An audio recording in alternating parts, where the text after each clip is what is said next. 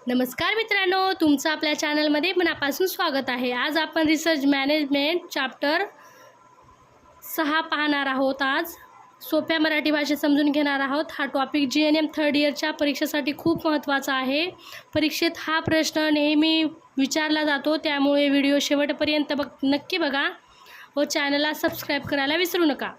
तर आजचा प्रकरण आहे आपलं ऑर्गनायझेशन। ऑर्गनायझेशनचा अर्थ म्हणजे संघटना। संघटना म्हणजे काय पाहणार आहोत आपण। संघटना म्हणजे एखाद्या उद्दिष्ट साध्य करण्यासाठी व्यक्ती आणि संसाधनाचा योग्य पद्धतीने मांडणी करण्याच्या प्रक्रियेला संघटना म्हणतात। संघटना म्हणजे काय? एखाद्या उद्दिष्ट साध्य करण्यासाठी व्यक्ती आणि साधनाचा योग्य पद्धतीने मांडणी करणाऱ्या प्रक्रियेला संघटना म्हणतात। सोप्या भाषेत सांगायचं झालं तर कोणाला कोणतं काम द्यायचं, कोणाची काय जबाबदारी असेल आणि काय काम कसं पूर्ण करायची याची व्यवस्था म्हणजे संघटना होय। चला तर आपण व्हिडिओला सुरुवात करूया। त्याच्यामध्ये त्याची व्याख्या आणि संघटनेचे कार्य, उद्दिष्टे, तत्त्वे पाहणार आहोत आपण। त्याची थोडक्यात प्रस्तावना पाहूया आपण। मागील प्रकरणात नियोजन म्हणजे काय, व्याख्या, तत्त्वे, फायदे, पायऱ्या या सर्व बाबी पाहिल्यानंतर त्यांच्या अनुषंगाने येणारे व्यवस्थापनातील दुसरे महत्त्व म्हणजेच ऑर्गनायझेशन होय। यालाच रचना आराखडा असे म्हणतात। व्यवस्थापनातील दुसऱ्या कार्याचे अनेक अर्थ निघतात, ते विद्यार्थ्यांना समजणे कठीण जाते, कारण प्लॅनिंगमधली अनेक गोष्टीची पुनरावृत्ती ऑर्गनायझेशनमध्ये होते।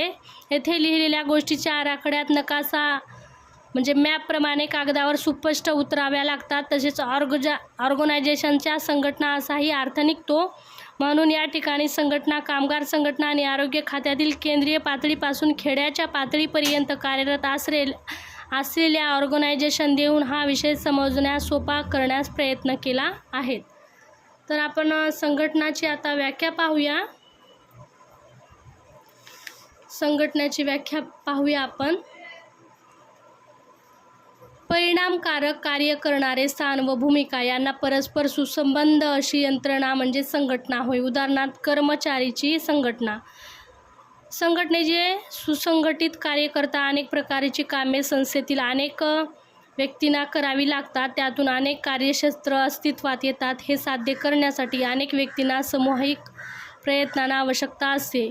व्यक्ती ज्या संस्थेत काम करतो त्या ठिकाणी तसेच सहकारी, वरिष्ठ, अध्यक्ष, कामगार, व्यक्तीचे नेते, अधिकारी व कर्मचारी यांच्याशी संबंध येतो। हे संबंध सहकार्याशी असतील तर व्यक्ती चांगल्या प्रकारे सामावून म्हणजे ॲडजस्ट करतो। प्रत्येक संघटना विशिष्ट उद्देशासाठी काम करते। संघटनेत अनेक व्यक्ती एकत्रित असल्या तरी प्रत्येकास संघटनेत वेगळे व विशिष्ट प्रकारचे स्थान असते। या स्थानाला म्हणजे पोझिशन अनुसरून व्यक्तीने अपेक्षित कार्य, वर्तन, रूल पाडवायचा असतो। अशा प्रकारे संघटनेचे सर्व व्यक्तीचे स्थान, भूमिकेमुळे रोल परस्परातील संबंध प्रस्थापित होतात। स्थान व भूमिकेमुळे संघटनेतील व्यक्तीत एक प्रकारचा महत्त्वाचा क्रम निर्माण होतो। त्यामुळे संघटनाचे वैशिष्ट्य प्रकाराची रचना निर्माण होते। आपण त्याची रचना, कार्य पाहणार आहोत, पण मी तुमच्यासाठी त्याचे शॉर्टमध्ये प्रश्न काढलेला आहे। तुमच्यासाठी खूप यूजफुल होणार आहे, त्याच्यामुळे व्हिडिओ हा शेवटपर्यंत नक्की बघा। त्याची प्रस्तावना तर आपण त्याच्यामध्ये पाहिलीच आहे। तर त्याची आता व्याख्या पाहूया आपण। व्याख्यामध्ये काय सांगतात, 2 व्याख्या आहे। परिणामकारक कार्य करणारे स्थान व भूमिका यांना परस्पर सुसंबंध अशी यंत्रणा म्हणजे संघटना होय। दुसरी व्याख्या पाहूया आपण। संघटना म्हणजे उद्दिष्ट पूर्ण करण्यासाठी कामाचे विभाजन करून अधिकारी व जबाबदारी निश्चित करणे। संघटना म्हणजे काय? उद्दिष्ट पूर्ण करण्यासाठी कामाचे विभाजन करून अधिकार व जबाबदाऱ्या निश्चित करणे। तुम्ही असं लक्ष देऊन पाठ केलं ना, तर म्हणजे समजून घेतलं ना, तर जास्त लक्षात राहतं। व्याख्या हे घोकंपट्टी केल्यानंतर विसरून जातं, माहीत आहे मला। त्याच्यामुळे तुम्ही समजून घ्या आणि लक्ष देऊन व्हिडिओ बघा, म्हणजे तुम्हाला चांगल्या प्रकारे समजून जाईल प्रश्न। आपण आता संघटनेची व्याख्या पाहिली। संघटनाचे तत्त्वे पाहूया। खूप सोप्या आणि तुम्हाला लक्षात राहील असे नोट्स काढले आहेत मी तुमच्यासाठी। तर व्हिडिओला लाईक करा, शेअर करा, सबस्क्राईब करायला विसरू नका। संघटनेचे तत्त्वे पाहूया आपण।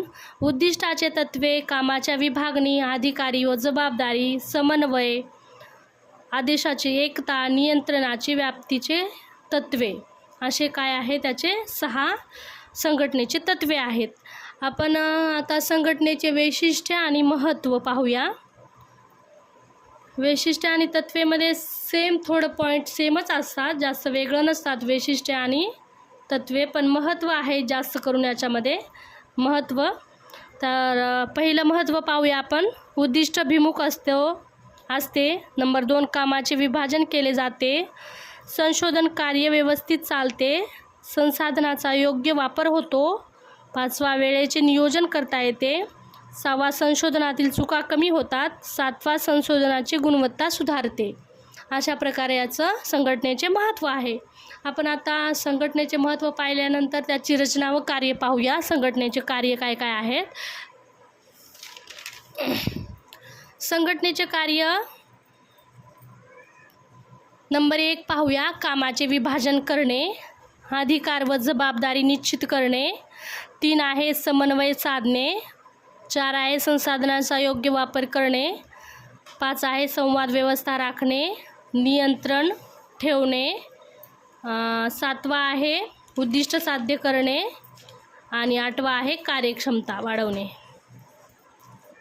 तर आज आपण काय काय पाहिलं तुम्ही एकदा रिवाईज करून घ्या. म्हणजे त्याची व्याख्या पाहिली आपण, व्याख्यानंतर आपण त्याचे तत्त्वे पाहिले, तत्त्वे पाहिल्यानंतर वैशिष्ट्य पाहिले, वैशिष्ट्य पाहिल्यानंतर त्याचे कार्य. एवढंच आहे 6व्या प्रकरणामध्ये ऑर्गनायझेशनमध्ये, दुसरं काही नाही. तर व्हिडिओ जर आवडला असेल मित्रांनो, तर व्हिडिओ उपयुक्त वाटला असेल तर लाईक करा, तुमच्या नर्सिंग मित्रांपर्यंत शेअर करा आणि अशा सोप्या मराठी नोट्स, PYQ ॲनालायसिस आणि एक्झाम इम्पॉर्टंट क्वेश्चनसाठी चॅनलला सबस्क्राईब करायला विसरू नका. पुढच्या व्हिडिओमध्ये आपण रिसर्च मॅनेजमेंट चॅप्टर 7 पाहणार आहोत. चला तर भेटूया आपण नेक्स्ट व्हिडिओमध्ये. बाय.